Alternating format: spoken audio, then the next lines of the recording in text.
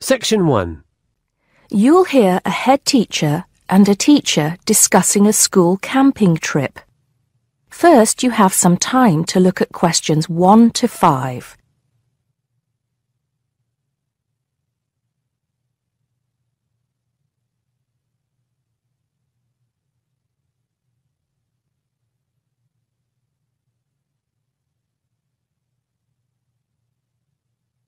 Now we shall begin.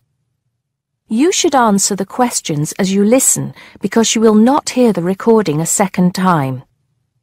Listen carefully and answer questions 1 to 5. Good morning, Mr. Thompson. Can I speak to you for a moment? Of course, Jamie. Come in. Have a seat. I've just finished looking through the reports for this term. It looks like the pupils are doing very well. Yes, I think they are. It's all going fine. So, Jamie, what's on your mind? Well, I've been thinking about next month's camping trip, the one for Year 10. Yes, we've got it scheduled for the 23rd to the 26th, if I'm not mistaken. Actually, I think it's the 24th to the 27th. Let's just check. Oh, right. Yes, you're right. So... Well, I've been thinking about how we might possibly make this year's event even better than last year's. Not that last year's wasn't great, but... Suggestions for improvement are always welcome, Jamie. So, what have you been thinking about? Well, to tell the truth, I wasn't completely happy with the camp we used last year. It was rather small, and I didn't feel that the grounds were particularly well kept. Go on. I did some searching, and I think I found the perfect spot. It's called Shepton Meadows, and... Is that the campsite in the Lake District? No, actually it's just outside Carlisle. It's a huge site, and it's on a lovely lake, Lake Brant, I believe it's called. Half the site is forested, and the rest, the actual camping area, is grassy. For kids that rarely get to see anything more than concrete, it's ideal. And the facilities are amazing. There's a basketball court, a large pool, and a football pitch. There are well-marked trails through the forest for hiking, and the lake is there for swimming and other water sports. I believe there's even a lifeguard service. That sounds like it might suit our purposes perfectly. Did you happen to find out about availability and cost? Yes, as a matter of fact, I did. I called them yesterday evening, and there are plenty of spots available. And because we're a non-profit organisation, they said they would give me a reduction in the price. If I remember correctly, we paid £5 a head last year. Yes, per night, right? Yes, each child paid £10 for the 2 nights. Well, at this campsite, it's only £4 per night. And they told me that if we had over 50 children, which we do, they could give us a further 10% off. That's very reasonable, isn't it? Well, from what you've told me, I think we should probably go ahead and book. Excellent. I'm sure the children will love it. I'm sure they will. Before you hear the rest of the conversation, you have some time to look at questions 6 to 10.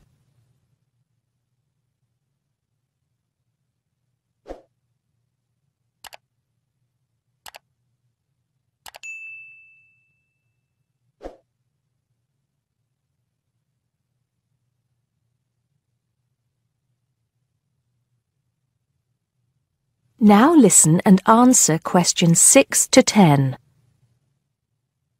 Now, Jamie, have you given any thought to an itinerary by any chance? As a matter of fact, I have. Wait 1 second. Yes, here it is. I've made a few notes. Okay, so, now, these are just ideas, of course. Yes, go on. Let's hear what you've got. Right. We time it so that we arrive at the camp around 7 on Friday evening. It'll still be light then, and we'll have plenty of time to set up camp and get ourselves settled in. At 8, we could have a barbecue, you know, hamburgers and hot dogs, something that's nice and easy to prepare. And that children love. Yes. Then, lights out would be at 9:30, so the children will get a good night's sleep and be up bright and early at 7 on Saturday morning. Breakfast would be at 7:30, an hour's hiking from 8 till 9, and then a couple of hours at the lake. That would take us up to 11. I think that an hour of free time would then be in order. Let them have a chance to explore a bit on their own, you know? Yes, great idea. And then? Let's see, a picnic lunch at 12, and then sports in the afternoon till 4. Another swim until 5, and then supper. After clean-up, around 6:30, we could have a talk-back session, where the children get a chance to discuss their day and anything else they might have on their minds. Then a campfire and sing-along at 8, back to the tents at 9:30, and, well, that takes care of Saturday. Excellent, excellent. That would certainly keep them busy. What about Sunday? Sunday, right. As on Saturday, same wake-up and breakfast times, and then I thought we could go on a bit of a day trip. There are some caves about an hour's walk from the camp, which I thought the children might find interesting. We could leave at 8, which would mean we'd get to the caves at 9. They could explore for a couple of hours, and we'd head back at 11. 12 o'clock would see us back at the meadows. An hour's swim, and then lunch at 1. Then we could have organised games in the afternoon until supper at 5. It would take us an hour to clean up our sites and pack up. We'd be on the buses at 6 and all set to head back into the city. Well now, you've certainly put a lot of thought into this, Jamie, and it's paid off. I think it sounds wonderful. I can't think of a thing that needs to be changed. Let's go for it. Brilliant. I'll get the itinerary printed up and put it up on the notice board this afternoon.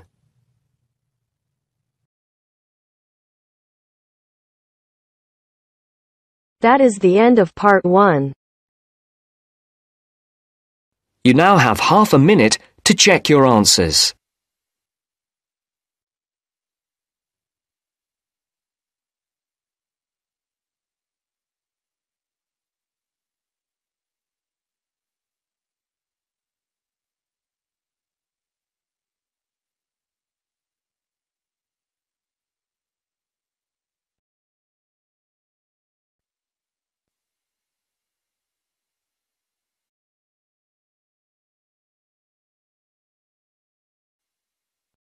Now turns to part 2. Part 2. You will hear an introductory speech to students at a summer school. You have 30 seconds to look at questions 11 to 14.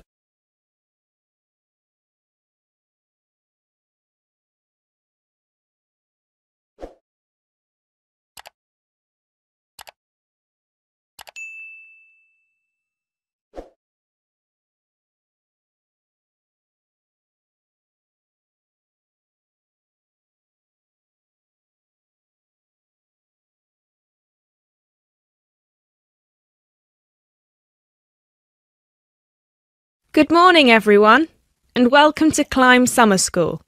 Now, I know most of you have travelled a long way to get here, and you're probably looking forward to settling into your rooms. So I promise I won't keep you long, but we've got to get through this very brief induction just to make your stay here as pleasurable as possible. Now, as you can see, while we're located very close to the centre of London, we're actually quite cut off from the main road. And we've got plenty of space for our facilities and students. This was part of our founder's vision, Jasmine Climb, who thought that the best environment for teenage students would be a place that combines the comforts of a big cosmopolitan city with the beauty and serenity of a quiet, remote site. Now, back in 1983, when our school was founded, this all here was an abandoned warehouse, and the classes were held in the main building that you can see over there. There were no trees, no conifers surrounding the property. There wasn't even a main gate. It took years and a great deal of effort to get our school to where it is today. And I'm sure that if you take a look at page 34 in your brochures, where you can find a picture of what the school used to look like back then, you'll agree that the changes we've made are more than impressive.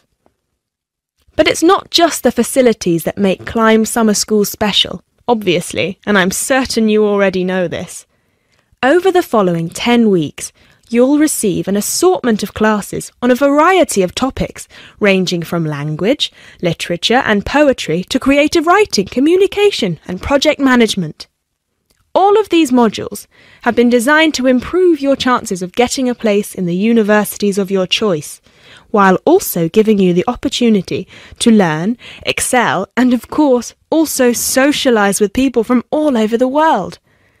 I can tell you, just among the 30 of you, we've got about 21 different nationalities. So what happens now? First of all, I'll be handing out a map of the premises for you to have a look at, and explaining where everything is. Once we're done here, you'll all be taken to your rooms where you can unpack and relax for a couple of hours. And later on, we'll be having our first activity of the day, a mix and match lunch in the main hall, where you'll have the chance to meet your new classmates. Later on in the afternoon, we'll be handing out your first project assignments and splitting you into teams. And tonight we'll be having our very first film night, starting with an early 20th century special.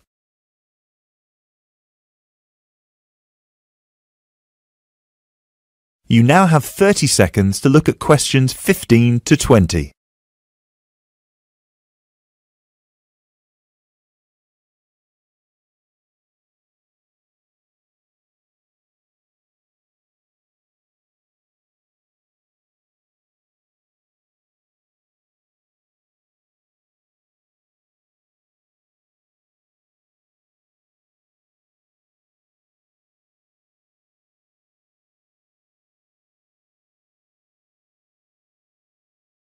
So, let's get on with the map. You've already got a version of it in your brochures, so if you can open them to the last page so we can have a look. Very well. As I showed you before, the actual school is right over there in the middle. That's where you'll be having most of your classes. Adjacent to it, you'll find the main hall, which is where we'll be hosting most events, such as today's lunch. On the left from the main building, you'll find a smaller building, which is where the accommodation and welfare offices are located. This is labelled as the garden office at the front, and it's easy to spot because it has a green door. Each of you is assigned to a different residence hall. We've got 3 residence halls in total, 1 on the left and 2 on the right. The one right next to the garden office is Ursula Hall, named after our founder's sister, while the other 2 are Peter Hall and William Hall. Now, as you can see, there are 3 more buildings to the left of the semicircle here, and 1 more building on the right-hand side, next to William Hall. So that one, which is shaped a bit like a dome, is the pavilion. This is where all your letters will be delivered, and in the basement floor you'll also find a laundrette. Please make sure you've got plenty of £1 coins, as you'll need one for the washing machine and another for the dryer. And that row of buildings on the left, the one closest to us here at the gate, is the canteen, where you'll be able to buy snacks as well as breakfast, lunch and dinner, on days when we don't have an event with food provided. The next one is the gym, which is open from 7 a.m. to 8 p.m. from Monday to Friday, and until 10 p.m. at the weekend. And the last building, right over there, is the study centre, where you'll find plenty of computers and books, as well as a great selection of DVDs and magazines that you can borrow with only a small refundable deposit of £5. Now, please remember to keep your student card with you at all times, as you'll need it to access most of these facilities. That is the end of part 2. You now have half a minute to check your answers.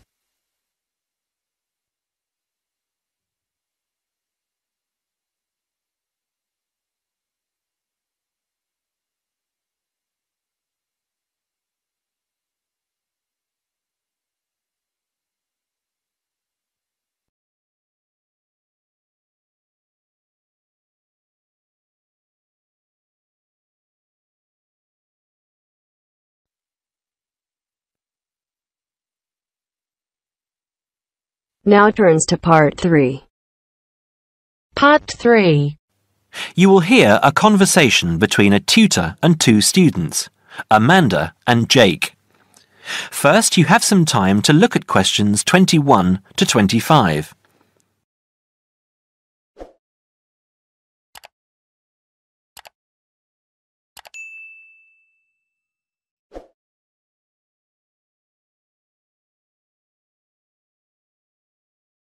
Now listen carefully and answer questions 21 to 25. So, Jake and Amanda, how did the project go?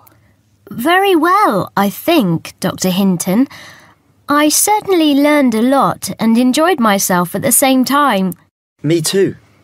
So, remind me, what was your project about? Basically, what makes successful people? Let's call them top achievers successful. Yes. How are they different from us? What do they do that other less successful people don't do? Interesting. And did you come to any conclusions? Quite a few, actually. Good. Share some with me then. Well, I'd always thought that a top achiever would be the sort of person who would bring work home every night and slave over it. But it appears not. Those types tend to peak early and then go into decline. They become addicted to work itself, with much less concern for results. We found that high achievers were certainly ready to work hard, but within strict limits. They knew how to relax, could leave their work at the office, prized close friends and family life, and spent a healthy amount of time with their children and friends. There's a lesson for us all there. Anyway, go on. It's also very important to choose a career which you enjoy, not just one that pays well or which assures you of a pension many years down the line. Surely that's important though, Amanda. Yes, I agree, but being happy in your work is far more important than anything else. Top achievers spend over 2/3 of their working hours on doing work they truly prefer, and only 1/3 on disliked chores. They want internal satisfaction, not just external rewards such as pay rises and promotions. Before you hear the rest of the conversation, you have some time to look at questions 26 to 30.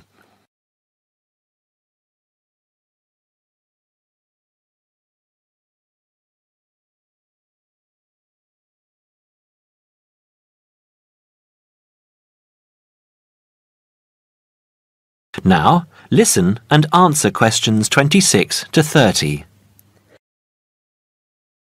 Actually, in the end, they often have both, because they enjoy what they are doing, so their work is better and their rewards higher. Yes, Jake, that certainly makes sense. Now, can I ask you something? Do high achievers, as you call them, take many risks? Yes and no. I interviewed one business executive who told me he was able to take risks because he carefully considered how he could salvage a situation if it all went wrong. He imagined the worst that could happen, and if he could live with that, he went ahead. If not, he didn't take the chance. Other people prefer to stay in what I heard described as the comfort zone setting for security, even if it means settling for mediocrity and boredom too. Would you call top achievers perfectionists? Contrary to what I expected, no, I wouldn't. We came to the conclusion that a lot of ambitious and hard-working people are so obsessed with perfection that they actually turn out very little work. I happen to know a university teacher, a friend of my mother's, who has spent over 10 years preparing a study about a playwright. She is so worried that she has missed something, she still hasn't sent the manuscript to a publisher. Meanwhile, the playwright, who was at the height of his fame when the project began, has faded from public view. The woman's study, even if finally published, will interest few people. So, what has this got to do with top achievers? Well, top achievers are almost always free of the compulsion to be perfect. They don't think of their mistakes as failures. Instead, they learn from them, so they can do better next time. Well, would you call them competitive? High performers focus more on bettering their own previous efforts than on beating competitors. In fact, we came to the conclusion that worrying too much about competitors' abilities and possible superiority can be self-defeating. Yes, and we found that top achievers tend to be team players rather than loners. They recognise that groups can solve certain complicated problems better than individuals and are eager to let other people do part of the work. Yes, loners, who are often over-concerned about rivals, can't delegate important work or decision-making. Their performance is limited because they must do everything themselves. Well, it looks as if you two have done a thorough job and learned something into the bargain too. Now, there are just a couple of points I'd like to clarify with you. That is the end of part 3. You now have half a minute to check your answers.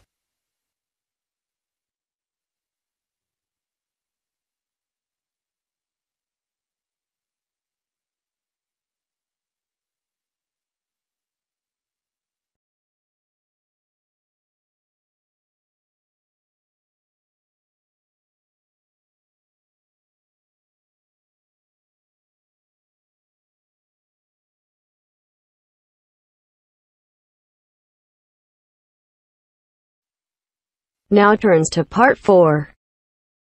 Part 4. You will hear a lecture about English language. You have 30 seconds to look at questions 31 to 37.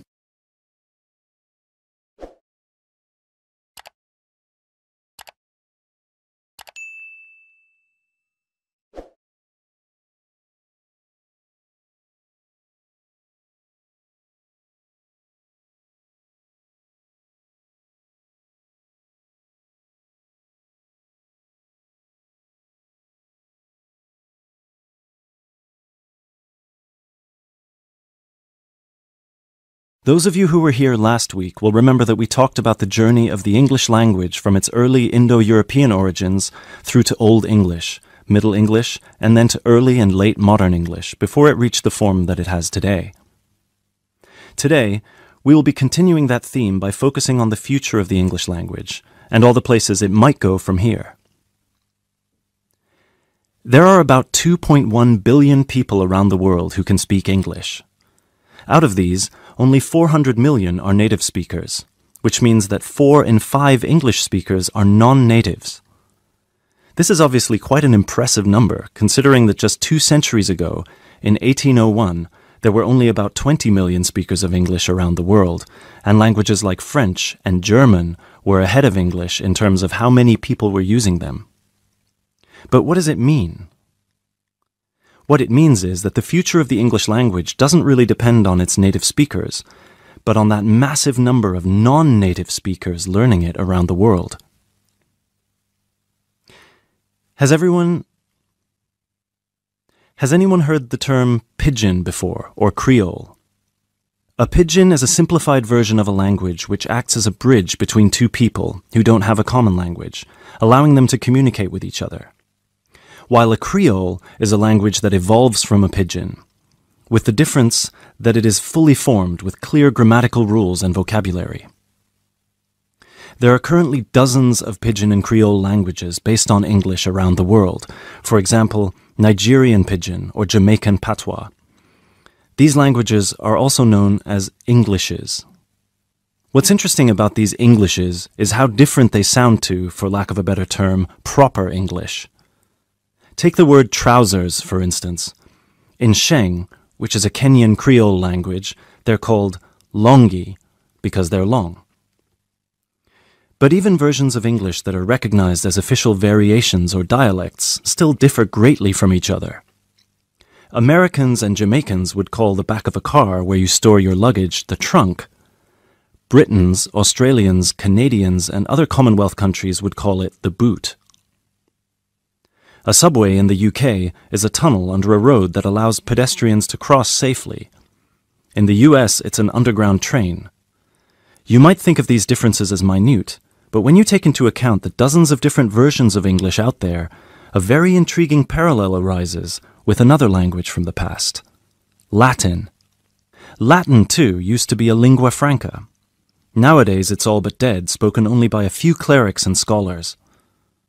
At some point in history, it splintered into various different languages which became known as Romance languages. For example, Spanish, Italian, or French. There are some that theorize that the same thing might happen to English in the near or distant future, that all these Englishes we have today in different countries will continue to develop, so pidgins will turn into Creole languages, and Creole languages will turn into just languages, and English itself, as we know it today, will disappear, or become less and less important. It's an interesting theory, if nothing else. You now have 30 seconds to look at questions 38 to 40.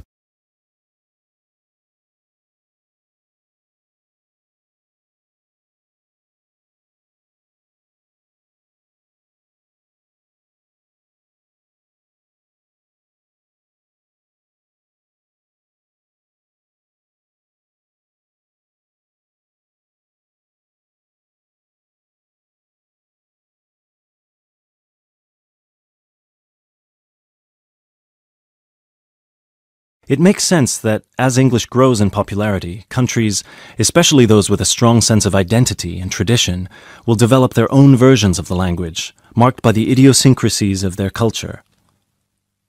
Just think of the contribution of dialects such as Jamaican or South African English. In the past 50 years alone, they've added about 25,000 words to the English language. Most of these related to a local context that wouldn't have existed in English before the spread of colonialism. In terms of numbers, just those are enough for a brand new language. There are some flaws to this theory too, however. While it's true that Latin and English have a lot of similarities in terms of how they developed, or have developed throughout history, there is one big difference. We currently live in an era of globalization. Today, you can be in India and stream an American film or TV series in seconds. You can be in Nigeria and listen to British music. You can be in Brazil and read a novel from an Australian author.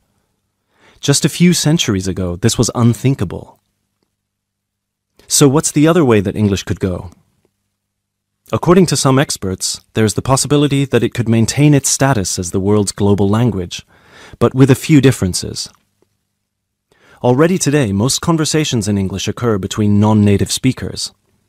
While many of these might be fluent, the majority probably only have an intermediate understanding of the language, devoid of the nuances, colloquialisms, and complex collocations that native speakers employ in their interactions. This means that over time, English could turn into some sort of world speak, the official lingua franca for the entire world, but in a simplified form. Some scholars have even started trying to develop that version of English by selecting the most useful words in the English vocabulary for non-native speakers to learn. Robert McCrum has compiled a comprehensive list of 1,500 words, for example, a version of English that he calls Globish.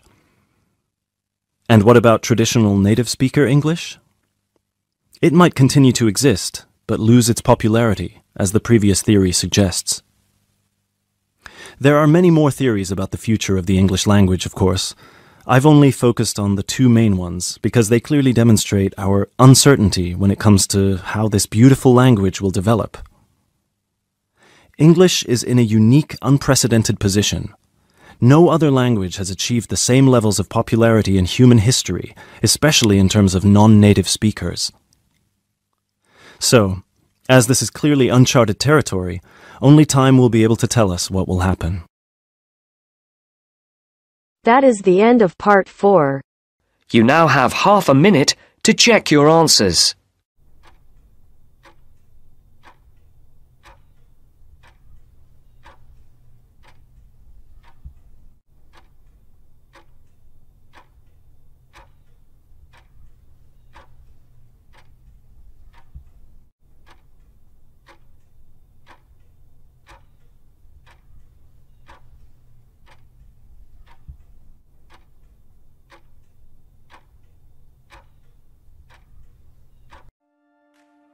That is the end of the listening test. In the IELTS test, you will now have 10 minutes to transfer your answers to an answer sheet.